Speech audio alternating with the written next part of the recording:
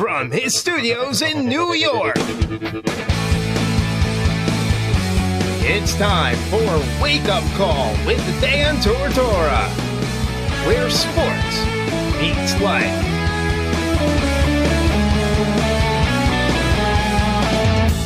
Here's your host, Dan Tortora. Appreciate having you here on Wake Up Call with Dan Tortora, once again on mixlr.com/wakeupcalldt where you're listening, and on facebook.com where you're watching and listening on facebook.com/live-now-DT. All of this is coming to you inside of the Charney's Menswear and Tuxedo Studios, which you can see right behind me here. Charney's Menswear and Tuxedos, 3150 Erie Boulevard East in Syracuse, New York. We appreciate you being here with us, as always, every Monday through Friday from 9 a.m. to 11 a.m. Eastern Time. This is coming up here on Wake Up Call with Dan Tortora inside of Monpa's Kettle Corn and Popcorn Factories. What's poppin'?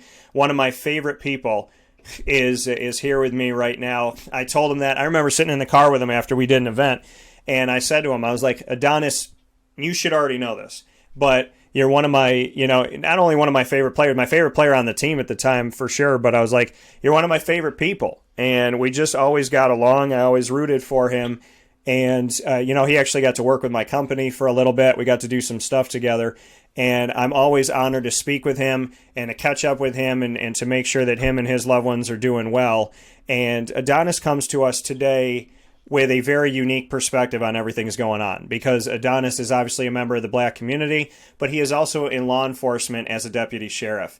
So he sees a lot of different angles of what's going on, and he's seeing the law enforcement side of it and trying to keep the peace and obviously trying to weed out racism in law enforcement. But he's also seeing the other side of it from the black community and knowing how he grew up and how he was treated and things that have gone on. So Adonis can really give us such a unique perspective that I think is so amazing. So a friend that I would have had on the show to talk about the NFL restart and so many other things in college football in Syracuse, we now have a bigger conversation that we can jump into, and I'm honored that he decided to take some time with us today. So with that being said, let's bring him in. Adonis, how you doing today? Man, I'm good, man. Glad to hear everybody. Got to see you, got to talk to you, man. I'm glad you were able to reach out to me and we were able to connect and get this together. And like you, as you know as well, you're one of my favorite people too. So you definitely my time in Syracuse, you're there supporting me throughout the whole time, and always been there as a good friend. We started to good friends. We're colleagues, and then now we're good friends. And I'm glad our relationship has been able to develop in this type of manner. Yeah, man, and that's the thing. And the other thing too, and I don't know if I ever said this to you, but I think I did. I think I said it to you years ago. But my favorite rapper growing up was Mace, and your face to me always looked like Mace. So it built that bridge. It built that bridge to me. I was like, if I'm friends with Adonis, in a way, I'm friends with Mace. So, but yeah, I'm not a great like Mr. Mace, but I'll take it either way. but Adonis, I mean, you and I have built our relationship over so many years here, and I've really gotten to know you as a human being, and I know that you have a good heart, you're a hardworking person. I know that you love the person that you're with. I know you are a tremendous dad and loving up, being a father and all of that. So how have you handled the way that life has been lately? I mean, we went into coronavirus. Racial injustice has not gone away for over 400 years, but it was in a giant spotlight during coronavirus. How have you navigated all of this as a son, as a spouse, as a father, as a man in the black community, as a member of law enforcement? I mean, you're seeing this from 45 different angles. How have you taken everything? Man, I just kind of taking it in stride. I have a newborn as well, so I'm just trying to get under wraps with that. She's about a month old, so we're adjusting to that with our family. Our two older ones are adjusting to now having a little sister. Yeah.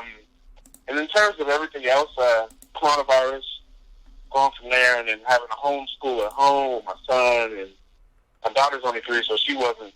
My oldest daughter she wasn't ever really not doing too much in school, so she kind of just does whatever curriculum we kind of come up with. But dealing with that and just trying to figure everything out.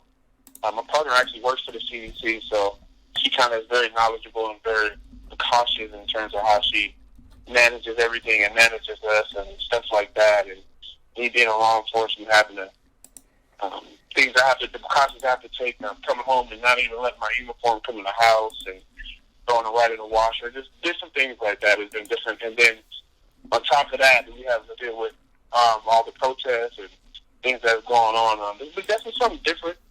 And things like this in terms of like riots and things like that's what's been going on. I was born in '92, so pretty much like the King thing happened, and the LA riots and things like that. So this is the first for me to see. I've seen people protest, but I've never seen like riots like this. When it sweeps the whole nation and cities are just upset and just everything going on. Man, everybody has a right to be upset. I definitely understand both sides of it, but there's definitely something unique and different at the same time. I can't lie about that. And just trying to stay positive about everything. I think it's a thing that helps me out a lot. I have getting into law enforcement is something I kind of always want to have help people, and that's something I've geared my life to, is helping people out. My mother was sick growing up a lot, so I helped her out. So I think that nurturing in me has always been something that I wanted to do, and getting into law enforcement was something like I want to be able to protect those who can't protect themselves sometimes, and it's been a growing experience, especially, and it's something that I'm still trying to get to know. I've been doing this for 2 years now. I love it. I love the people that I work with. So for me, it's a hard thing because I understand where the frustration comes from, and I understand why the black community, African American community, is upset, because it's something that's happened continuous and time again to our community. But at the same time, it's not everybody, and it's not a lot of people. I work with a lot of different deputies, and every person I work with, and what I've seen in these 2 years, we don't do that. We don't see it here where I work at Jefferson. We don't see that. So it's hard that we're just being pushed under the same umbrella, as well as the black community. So they still the same thing with where certain people make certain mistakes, and everybody has to answer to those. So it's kind of like the same thing on both sides. But a lot of it is just fear, I feel like, for both communities. And the black community definitely has an understanding why they have this fear for it. So it's just some things that it's the bigger picture is that it's something that's in this country that we can't really. It's hard to, people don't want to talk about it. It's hard to, what's the best move, what's the right move, but there's a lot of different things going on right now for sure.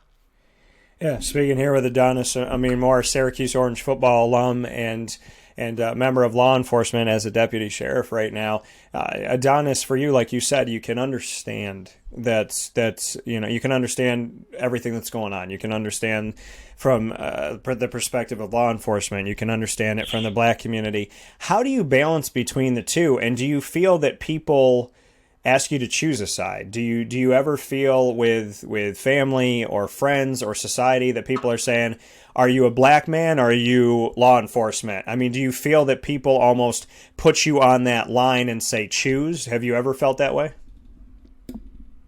Honestly, probably not. I'm a man. At the end of the day, I am black, and my profession is law enforcement, so I'm all three of those things. I can't pick and choose either one of them. I can't pick and choose my color. I can't pick and choose my profession. At the end of the day, so I can't pick and choose my profession, but this is the profession I chose. So it's me who will do. I believe in Black Lives Matter. I believe in Blue Lives Matter, because it's something serious. It's a serious situation, and people and other deputies and other officers out in the world, they put their lives out on the line for a lot of different people, and sometimes certain situations you just don't know what it is, and sometimes you have to be cognizant of what's going on, and sometimes in quick, fast second, we have to make decisions. Just like when I played in sports, but that was just more so for fun. It's like you have to make a decision in split seconds. Yeah. Things like that. When what happened in Minneapolis, we obviously know.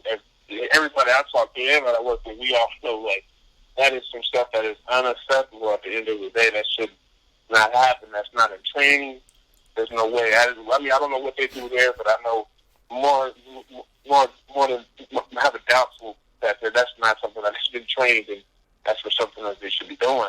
So it's a hard thing, but I definitely don't. It's hard to put myself in a bubble. But I am a black male. man. I've been black since my whole life. I've been doing law enforcement for 2 years. But at the same time, I've been around law enforcement. My dad, my father, he wasn't an officer, he wasn't law enforcement, but he worked hand in hand with law enforcement. And when I told him this is what is the direction I wanted to take my career, and I was working in schools, I was the dean of the high school. I felt I needed to do more, and I felt that I wanted to do more for my community. And talking to him, because he's somebody that's been dealing with officers and police for his whole professional career for what he does, and he was like, man, I understand completely. He's like, he's somebody that understands both sides of it as well. You know, he doesn't have to wear the uniform or wear the badge or anything like that. He does work with a lot of great people. And when I asked him about it, he's like, man, I understand completely. There's a lot of good people out there at the same time. He goes to see different counties throughout the state of Colorado as well as in Wyoming. So he gets a very broad perspective of it and understands that it's not everybody. And that's just hard that they're just going to put everybody in that same category, but at the end of the day, it's not everybody. It's not a lot of people.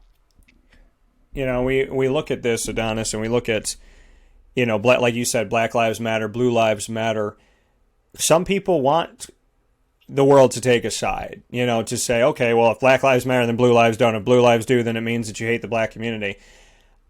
What's how would you, because you live in both worlds, how would you respond to that? If you went to a rally and it's a Black Lives Matter rally that's anti-cop and they hate the cops and they're saying blue lives don't matter, or if you go and you speak with a bunch of law enforcement and some of them don't believe that Black Lives Matter, how do you establish the fact that both do? How do you make a clear statement in that sense that both lives matter, that law enforcement is important, like you said, there's so much more good than bad in law enforcement, and that Black lives matter, and that the black community for over 400 years has been oppressed and there needs to be change? How do you establish both of those and push both of those movements forward, essentially?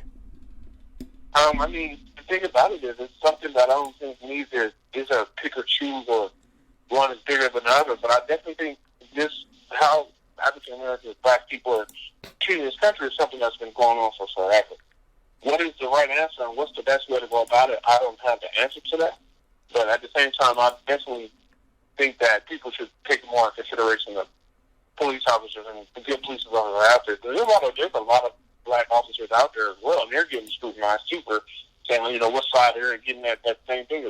You need to pick a side, but at the same time, it's hard because we risk our lives and we work with people who may not be black, and we are putting our lives on the line at the same time together, so we have an understanding within each other at the same time. So how I'll address those situations, I would just keep on saying that, you know, at the end of the day, we all are under the same flag. We live in America. We choose to live in America. We can go choose to live somewhere else, whether it's a situation that we know of or not. We are Americans at the end of the day, and we all should be cared for, and we all should be taken care of, regardless of the fact. So if it comes to the new bill that's coming on, Denver, we have a new bill. Colorado, we have a new bill of integrity, holding law enforcement accountable and things like that.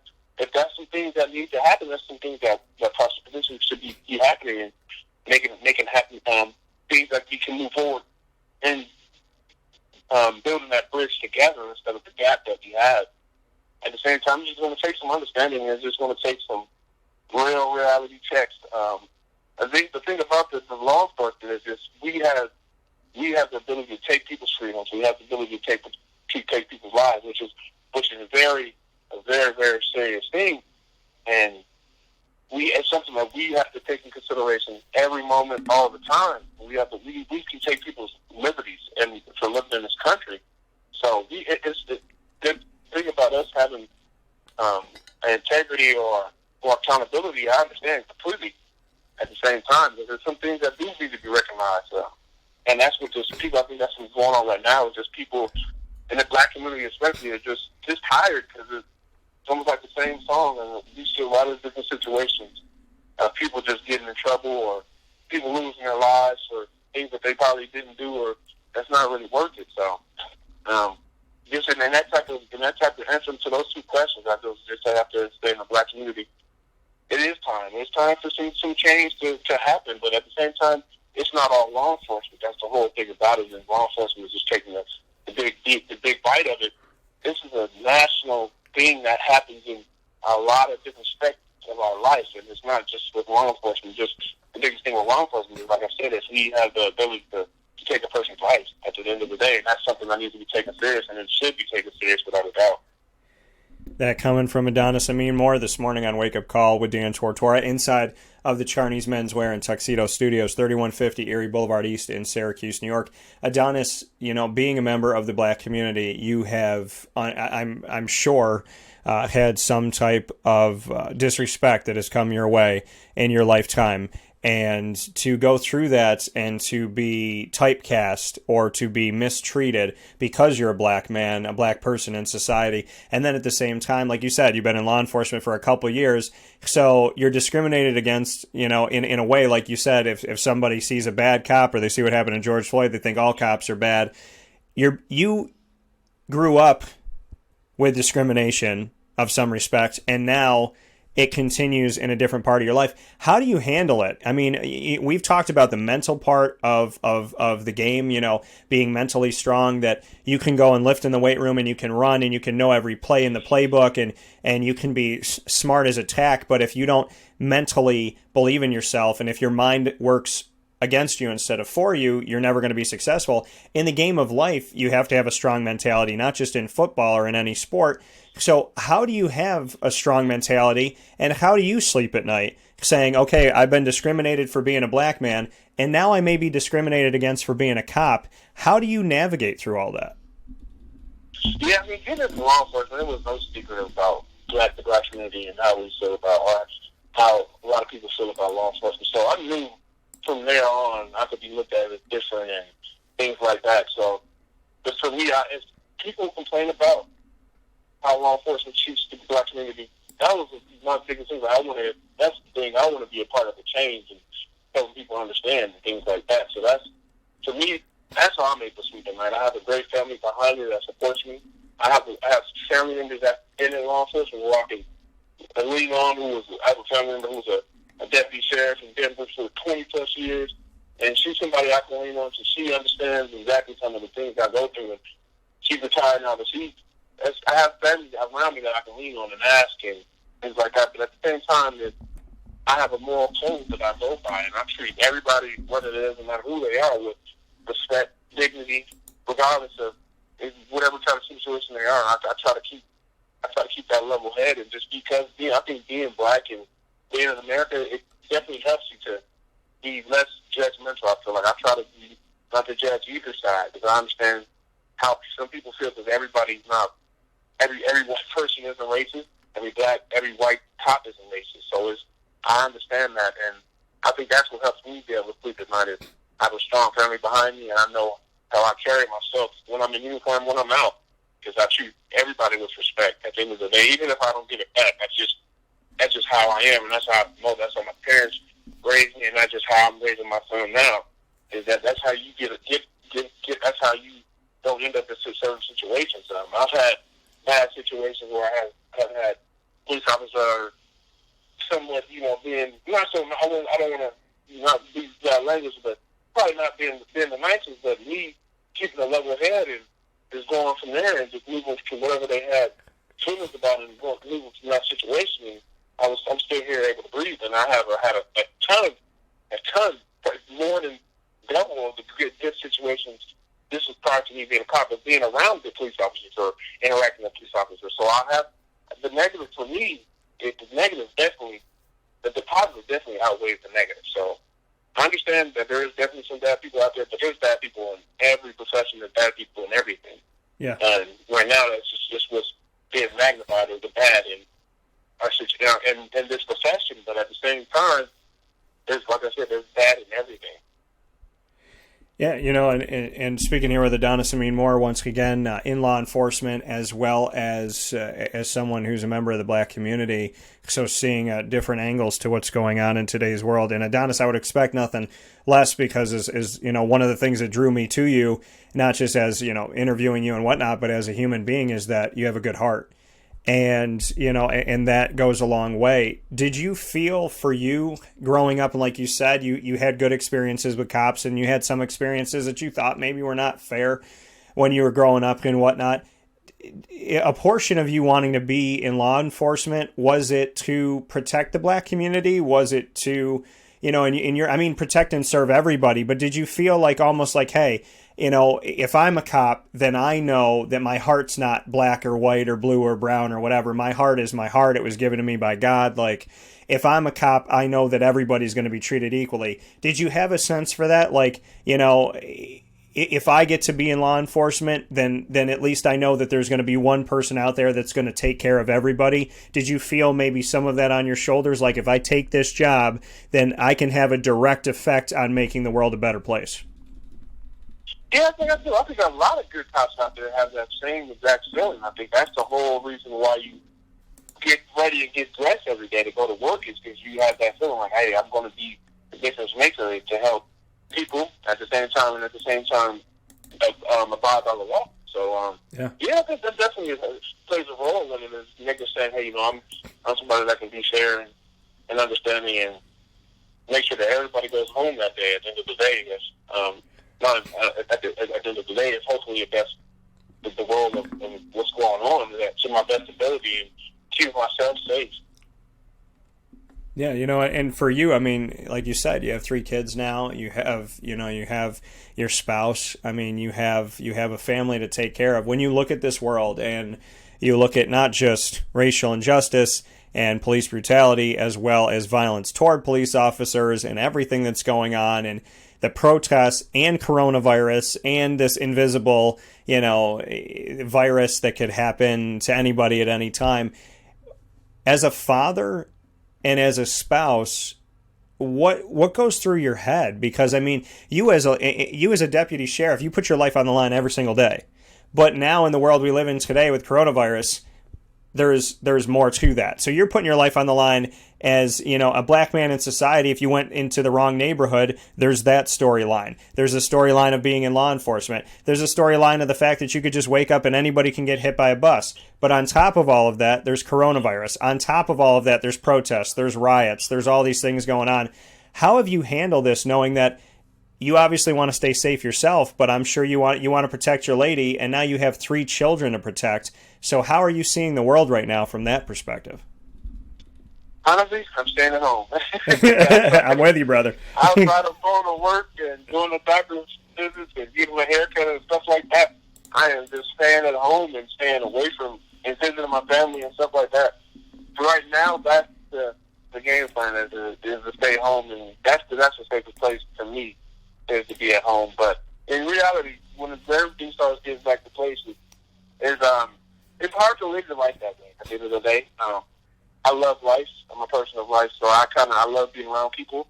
So I feel I still haven't been put in those situations like that too much before. So I just kind of carry myself as, hey, I try to look at the positive and try to be positive about everything. And at the same time, of raising my 3 kids, I don't want to shelter them. I grew up in the inner city. I wasn't naive to violence. I've been around violence. I've been around gang members and all that.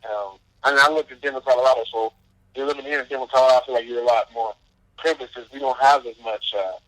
Where I grew up, we had a lot of crime in certain areas. You kind of knew where to go and where not to go, and it's not like living in California where you're approached and you got to do this and things like that. Living in Denver, Colorado, we don't have that as much. It's more of a choice here, I feel like, to kind of dabble into that type of world. There's a lot of opportunity here. So I try to continue to strive and to create opportunities for myself and create opportunities for my family. So I think that's my best thing is that how I move forward is being positive, trying to figure out the best ways and put my family in the best position to create opportunities for my kids. Because at the end of the day, my life is not done, obviously, but for me, I've done a lot of things that I wanted to do. I wanted to be a collegiate athlete in Division I school. Wasn't able to make it to the NFL, but that was on my own. I think things that I didn't do, but that's stuff I can live with. So now for me, it's just being able to put my children in a place that they're able to do what they want to do, and they're in the best opportunity. And just moving forward for that. So that's kind of how I try to move about everything. Is I'm just trying to put my children in the best position that I can. The same thing as my parents did for me. They try to put me in the best positions. They're able to put me into a private high school where I was able to get seen a little bit more nationally to my football skills, and I was academically good, and I was able to go somewhere. So I've done that with my children. I'm not waiting for high school. I'm actually there in private schools now. They go to great schools and trying to make that happen for them. And the same thing with my fiance. Her parents did the same thing for her, so she wants to do the same thing for our kids. So that's how we kind of try to stay safe. It's not looking so much as a negative, but there's a lot of negative in the world. And if you focus on the negative, it'll eat you up, especially if you're in the law enforcement. It's a big thing is focusing on the negative. And so people that focus on the negative is something that, and if some have a lot of officers take their lives for that, and I try not to be in that position because it's a hard thing every day to put your life on a risk and be out there, and then you have to go home and not bring that stuff home. So I'm actually able to actually not do that. So far, I mean, being very early in this profession, I haven't had that issue where I take problems home and stuff like that. But being out there, you see a lot of crazy things, and that stuff sometimes is not as easy to get rid of. And it takes a strong person and mentally and physically to be able to get past that, move forward, and take the job the next day and take each call the same way you're doing. That's having moral respect and integrity with everything that you do. Adonis, I mean, in fantastic way in describing all of that. How do you handle it? You know, what do you do to stay, you know, healthy body, healthy mind? You know, what do you do to make sure you don't take it home, to make sure that you treat every instance like a new instance, you know, that you don't go through, you know, 70 calls and the 71st call, you know, you're just, you know, you're ready to, you know, take something out on somebody because you dealt with this and that. Like, how do you deal with a problem on a Thursday and then say, okay, this is a problem in this neighborhood at 5:15, and then at 7:35 there's another problem? How do you let go of that 5:15, and then when you wake up Friday morning at 9:10 a.m. and there's a problem, how do you let go of the 5:15 and the 7:35? How do you treat them all individually and make sure that you're not essentially having a domino effect where, you know, you're either bringing it home or you're bringing one incident into another incident and it's affecting how you're treating that incident? Yeah, I mean, honestly, I don't know the exact answer to that. Is just trying to keep everything the same as before, and trying to just stay level-headed and be positive. And you have to just, I don't know how you do that or what's the best way about it or things like that. But what works for me is just trying to remember who I am, and every time and any incident, anything that I deal with, is just remember who I am and why I'm doing this. Is the best thing that has worked for me this far. I'm very early in this game. I work with another good thing for me is the people I work with. Where I work at, I work with a lot of great deputies and a lot of great people. So we're a great team. So for us, I mean, for me, that helps out a lot too. Is I don't feel by myself with a lot of things, and I work with I work with a lot of great people that help me. So I have a great community that I go to work with, and then I have a great community when I come home. So for me, it's a lot easier, I feel like, because I am fortunate to be in that kind of situation. And when you have, you know, those people, and I think it's important to state this, Adonis, you know, of the people that you work with, like you said, you're surrounded by really good people, men, women, black, blue, white, brown, purple, orange, polka dot, doesn't matter. I mean, when you look at law enforcement, do you see really, you know, like just, I mean, can you kind of, in a world that's thinking black and white right now, and there's a lot of gray in the world, and in a world that's just some people are just seeing black and white, what can you say about that? Of the fact of, you know, that the people that you work with, regardless of color or sexual orientation or whether they're male or female or whatever, that you're seeing good in cops? Because I think it's important to share with people, like you said, the overwhelming majority are not bad, or else the world would be, you know, crazy right now. So just what you can say about the fact that, you know, the people that you deal with of different colors and different backgrounds are good. I think it's important to state that to the world that that you're not necessarily seeing race and color and whatnot and sexual orientation and sex when you're looking at your partner or other people in law enforcement. Yeah, this is. Obviously you see race. I'm not gonna say I don't see race, but I see people that I look at the good in people. Race isn't something that that defines us in the country more for like a census or anything like that. But there's people what defines usually to me what defines people is how they are internally, how they treat you, how they treat others, and you're able to see that and watch that. And that's what helps me able to define that for people. And the people who do see black and white is why this country, I feel like, won't be able to move forward because people see it this way, it's either this or that, and that's not really how it is, and that's not how it should be because there's a lot of different people who walk a lot of different life, walks a lot of different ways of life. So to me, I feel like you have to kind of look into the gray, and unless people are ready to do that, it's not the country probably won't be able to move forward, and we're going to have the same thing continue to happen because the thing about racial injustice and police brutality is not. It's racial injustice is the big umbrella, and police brutality is just one of those things inside of that umbrella. There's a lot of different. There's racial. There's a lot of different racial injustices in everything, in professions, and work, and housing, and things like that. And police brutality is just the topic at hand right now. Yeah, and like you brought up, Adonis, like you said, it's what's coming up right now, and it's what's happening in this moment, and we're talking about it. 4 years ago, Colin Kaepernick took a knee, and he essentially became the sacrificial lamb of the NFL. They can say that he wasn't ostracized, but he was. If you look at quarterbacks like the Blaine Gabberts and even Jamarcus Russell, who tried to come back, and Mark Sanchez and whatnot, if you looked at the backups to teams, the reality was Colin Kaepernick was better than a lot of the guys that were on some of these rosters, and he wasn't 100%. Right, and he wasn't put back in the NFL. So now Roger Goodell apologizes. He puts out an apology after George Floyd passes away. He puts out an apology 4 years later in 2020, but he doesn't say Colin Kaepernick. Fans say something, then he says Colin Kaepernick. Now the NFL he says, well, I think a team should sign Colin Kaepernick. What do you think about the whole Colin Kaepernick situation? Because it was never about the flag, but it became about the flag.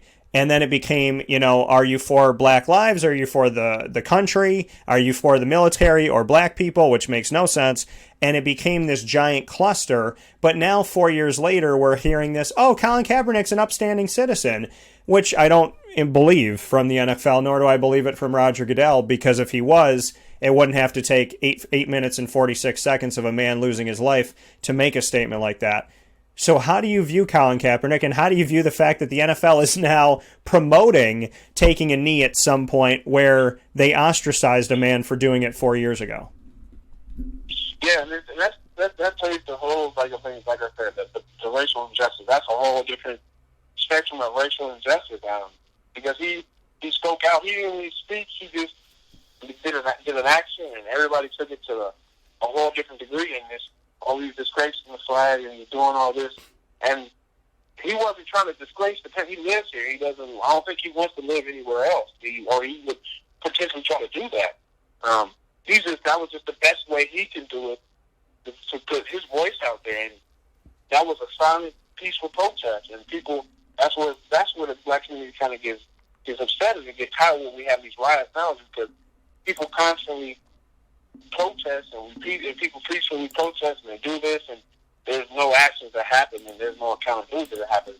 And then you have guys like Colin Kaepernick who do the same thing, do the correct way. I mean, at the end of the day, who it's not against the law to express his First Amendment right, and that's what he did, and that's he had in the nation spoke, and there are you had seen a lot of high school players doing it. I don't care really too much in college. But I know in like high school, you have in different sports, and other than football, is that everybody sees the same stuff. But then he was definitely ostracized, and they kept him out of the NFL, and teams didn't want to pick him up because he's a headache. that becomes a headache because the person is speaking his mind because he has the platform. And unfortunately, there's a lot of black people in the black community who do have the platforms who and at the time when they're even at their peak, they don't make these same type of sacrificial things that they do. And he's a hero to me that he was able to do that. He said he had made it to, I'm sure as a kid, he wanted to be an NFL and be an NFL quarterback. Yeah. And he did that. And at the top of something, he was probably at the top of his game, and he makes some type of statement like this, and he doesn't have a job. And there's hundreds of quarterbacks who shouldn't even be in, who definitely are better than him, who haven't taken their teams to the Super Bowls and winning NFC East, winning conference championship, and they have jobs, and he didn't because he did that. So yeah, it's. I think it's always a cover up at the end of the day, or just a kind of cover your butt type of thing. We say CYA. We say it in a lot of football. I say it's not football as well. It's like cover your, you can say this to rest, but a CYA is cover your butt, and that's kind of what that situation was. Yeah. Yeah, and I agree with you. I agree. I think if George Floyd's not on tape, I think if this doesn't happen, if coronavirus doesn't have everybody sitting at home, then, the NFL doesn't have to backpack. I mean, for goodness sakes, Roger Goodell said he didn't see the tape of Ray Rice that all of us saw. And, when he finally saw it, it was like, oh, maybe I should do something about it. I mean, it's just, and it makes no sense. And the Patriots don't get in trouble for this, but somebody else gets in trouble. I mean, it's just the reality that, do people apologize because they're sorry, or do people apologize because they got caught? And do they apologize because they're being pushed, is the question. Yeah. Yeah, I think definitely it's a big thing about people apologize because they're getting caught. I don't, honestly, these apologies, I don't find sincere. Like, even back in when Riley Cooper made racial slurs, and we have seen a lot of NASCAR guys getting in trouble recently. And there's been countless of people who've done this and do this, and they just make these apologies just trying to save their brand. But that's the problem in America, is that until we move past a lot of stuff and address a lot of different things and change the narrative, it's not going to change. That's the thing about it in law enforcement. It's not a law enforcement issue. I mean, it's an issue that's in law enforcement. It's not a law enforcement issue. It's about people's feelings and how they feel about stuff. Is the reason why we're in this situation now. Well, the question is, speaking here with Adonis Ameen-Moore, Adonis, the question really comes down to, I mean, hate is taught, love is taught. If you and I are playing in the sandbox as kids, we don't know anything other than the fact that we're playing in the sandbox as kids. But if your mom says, well, you can't like Dan, and my mom says, well, you can't like Adonis, then we grow up a certain way. If my mom says, oh, Adonis can come over for dinner, and your mom says, I love Dan, then we grow up a different way.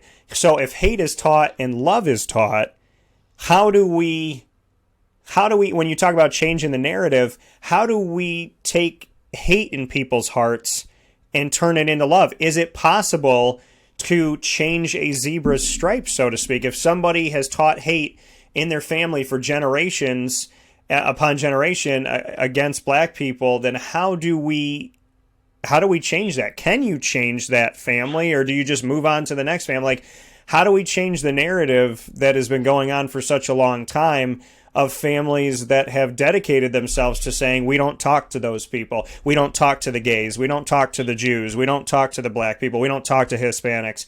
How do you change that?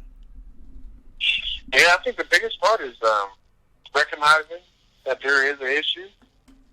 And then from there is education and educating themselves and being truthful about situations and being truthful about the many years of racial injustice that African American black people have had to face in this country outside of slavery, outside of Jim Crow. It just didn't stop there. It continues now, and that's just something that I think it's a bigger picture. Until that happens, until there's some real conversations and there's some real things that's put out for people to be educated and learn about this stuff, it's not going to change. I know, a few years ago, and people in the history books. This may be a different idea, but I know a few years ago I was reading an article where they were talking about in Texas, and it could have been a lie article or not, but they were already in schools talking about how slavery were indentured slaves, or like indentured servants, like how they did back in the day where people would come over from Europe and things like that and work for a certain amount of years and they'll be free. And they're already trying to teach this in Texas, and that's not the truth, and that's what hides a lot of this stuff. And, man, it's a very big issue, and it's something that's been going on in this country for forever. So the best thing, I think, is having these real conversations and having real evidence and giving people the light of understanding and seeing what really is going on in this country. And the thing is, both sides, white, black, orange, brown, it doesn't matter. Well, and the thing is, Adonis, I mean, you've been through this, and you've grown up and you've seen the world in your light. And I think that the on your doorstep approach is something that really, really frustrates me. And what I mean by that is if you're in a neighborhood and your neighbor's getting robbed and you're seeing them getting robbed and you're like, okay, well, I'm just going to go back to my house and lock my door because it's not my house. And I'm not going to call the cops because it's not my problem and it's not my situation. And then somebody robs you, and then you walk out to your neighbors and go, where the hell were you guys? And so there's that feeling of like, as long as it doesn't happen to me, as long as it doesn't happen to, like, my family's Italian and Hispanic. My cousin just found out we might have Sudanese blood from our family in southern Italy that went over to Africa. So let's say to me, I'm like, okay, well, it's not happening to Italians. It's not happening to Hispanics. It's not happening to, people of Sudanese descent. It's not happening to, I believe in God. So it's not happening to Christians. That's not good enough for me to say to my friend, well, you're Jewish and they attacked you, but they didn't attack me for being Catholic. So that's okay. Oh, you're gay and I'm straight. And thank God I'm straight. Because I think the whole mentality of that is what ends up happening in the world that we live in, is that I think, when you say, thank God it's not on my doorstep, we have a God that will eventually have things come full circle and it will hit your doorstep. And then it's like, are you going to care now? Like if you say, well, my daughter wasn't the one that got raped, it was Bob's daughter. Well, I don't have to deal with it because that's Bob. If we don't think about other people that are different colors, different religions, different backgrounds, different creeds, different whatever than us, then we're not doing this. And I don't think that the Black Lives Matter movement is going to work if black, brown, white, yellow, whatever, white, whatever maybe. I don't. If every color's not standing outside together is what I'm getting at, then I don't think it works. I think you have to have people of every descent that are standing together. I think if you want to fight for gay rights, you have to have straight people standing there. I think if you want to fight for women's rights, you have to have men standing there, because it's not to take away from the black community or from women or from people that are in the LGBTQ community. It's just the reality to me that I think it speaks volumes when somebody on the other side of the coin, or allegedly on the other side of the coin, is standing there. If you said to me, Adonis, like, hey, I want to go to a Black Lives Matter peaceful rally, I'd love for you to be there with me, Dan. I'm there in a heartbeat. And when I go and I stand next to you, I don't want people in the black community looking at me going, why is he here? Because I'm here because I support it. I don't have to look like you to support that and love that. But I think that makes positive change. I think if my mom was fighting for equal pay in her job, I would love for her to go to City Hall. But if I'm standing next to her, then the guy that's standing on the high horse is going to go, well, what's this man doing here?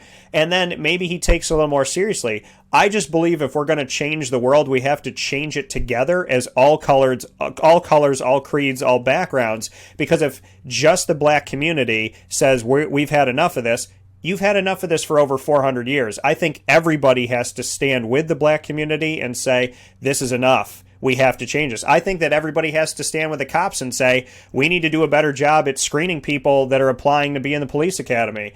I just think that if it's together, then we got a better chance of changing it than if it's segregated, because that's the problem in the first place. And I think that's what's going on now. Is you watch it on TV. I can't see everything in the world, but I know when I see on TV, I see a lot of different colors. I really see a lot of different types of people from a lot of different walks of life. And I know definitely along down out here in Denver, what I've been able to see a little bit more closely, is that's what's happening right now. Is you have a lot of different. There's young people, of course, but you have a lot of different young people of all different colors and races and backgrounds out protesting. And we're seeing a change now with law enforcement, where every law enforcement in the country are just about as making some type of, there's being laws that's being put forth to help that. And I think that's what's going on now. But unfortunately, it's with young people who don't really have power at the end of the day. then you want to take some people who have the power to join into that together situation to make this happen. Yeah, and I think that ultimately we have to see that, and it's hard to change, minds and hearts that have been set a certain way for so long, but, I think that we have to be together. I that's my true belief, is that, I think the world looks totally different, if you got Martin Luther King standing up at a stage and you have everybody of every background that's unafraid to, stand out there and speak for social justice. I think it's the same thing now.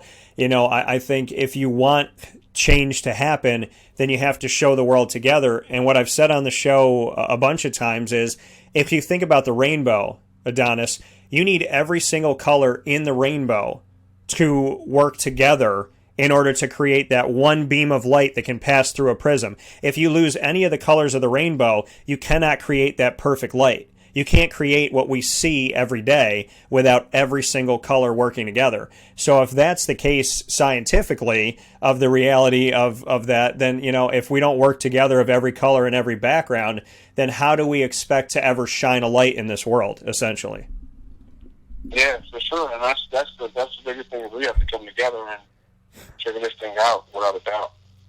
And that's the best thing that can happen if there's going to be any type of change, and just has to be education on all sides of the field. At the end of the day, it has to be just educating yourself and understanding what's going on, what's happening, for you to have a better understanding.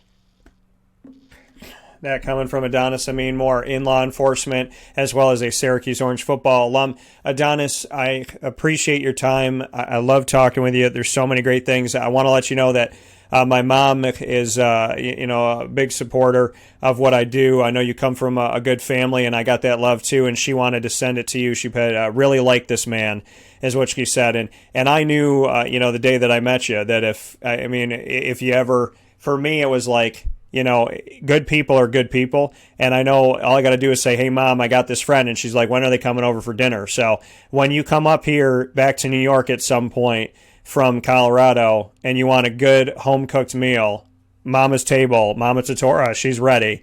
And she definitely sent that love over to you to welcome you in. But I know that you have come from love. I know that you spread it. And, I have respected you on and off the fields in the entire time that we've known each other. I'm happy that you're in law enforcement and creating positive change. I'm happy that you're doing good out there and taking care of yourself. I'm happy that you have kids. I look forward to that someday myself. So I'm just really proud of you, Adonis. And I think above everything, your friendship has meant the world to me and has really been one of those things that I value so very much, because you and I could talk every day, or we could not talk for a few months or a year, and then we pick right back up again. And it says a lot about your character and the type of human being you are, and you spent a lot of time with us this morning, and I just want to say thank you for that. Oh, yeah, of course, man. For you, Dan, likewise. I can tell from the time I met you that you come from a great background. And tell Mama Tortora, I'll definitely, the next time I come out there, I'll definitely hit you guys up so I can come bring a friend of mine and get some good food. But I always got to come back to Syracuse every now and again, every 1 to 2 years.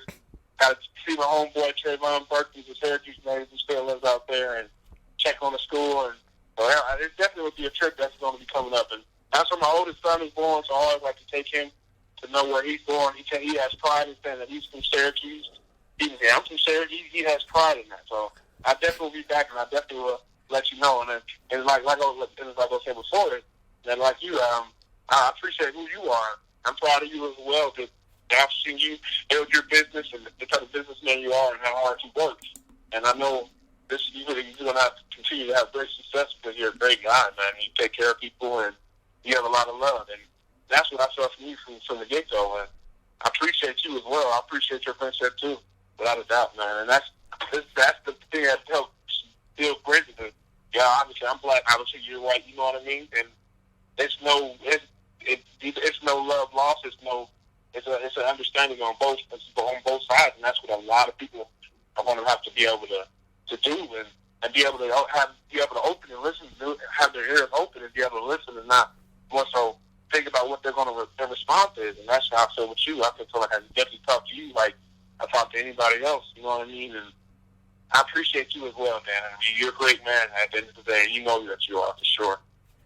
Well, I can't thank you enough for those words, Adonis. And the feeling is absolutely mutual. I mean, you're family to me, and you've been that way since the day that I got to talk with you. So there's something about you as a human being, and I'm happy that, we built a friendship from that, and you consistently every day show me, who you are. When we get an opportunity to talk, it's just you in life. It's good to know that whether I'm on the phone with you today or not, that, you're out there in the community and you're one of the good people trying to, be a guardian angel, try and shed some light, try and do some good things. You're being a good person to your spouse. You're being a good person to your kids.